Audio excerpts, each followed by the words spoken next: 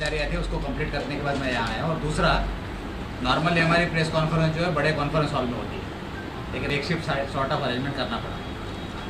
सबसे पहले मैं आप सभी का बहुत बहुत हार्दिक स्वागत करता हूँ। काफ़ी लंबे अंतराल के बाद मुझे लगता है कि BSNL के प्रांगण में 1 अक्टूबर 2000 को BSNL की स्थापना हुई थी। तब से लेके लगभग 22 वर्ष तक BSNL जो है वो लगातार कॉम्पिटिटिव एनवायरनमेंट में सर्वाइव कर रहा है, बल्कि अभी प्रगति की ओर अग्रसर है। 1 अक्टूबर 2022 जो आने वाला 2 दिन के बाद जो है, इसमें हम विशेष करके नागपुर एरिया में काफ़ी सारे इनिशिएटिव लेते हैं। उसके बारे में मैं आपको थोड़ा सा संक्षिप्त में बताना चाहूँगा। दूरसंचार का जो क्षेत्र है, अगर हम किसी भी ऑपरेटर को छोड़ दें, इंडिपेंडेंट तौर से माने, तो दूरसंचार जो है वो अब हमारे जीवन का एक अभिन्न अंग के बिना रहना बड़ा मुश्किल हो गया। ऐसे समय में किसी भी दूरसंचार सेवाओं में एक है गुणवत्ता, जिसे अंग्रेजी में हम क्वालिटी ऑफ सर्विस कहते हैं। तीसरा है पारदर्शिता, जो सेवा ट्रांसपेरेंट होनी चाहिए।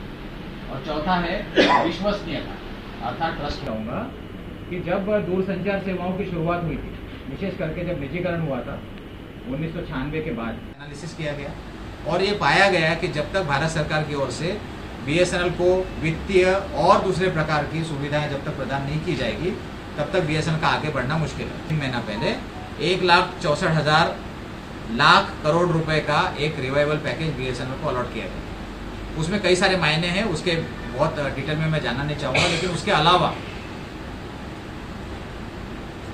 26,300 करोड़ रुपए का एक नया पैकेज गवर्नमेंट ने डिक्लेयर किया, जिसका नाम है village saturation project. Village saturation नाम ये दर्शाता है, कहने का मतलब है हर एक विलेज में उस प्रकार की दूरसंचार सेवाएं आप प्रदान कीजिए जिससे विलेज का सारा काम हो जाए।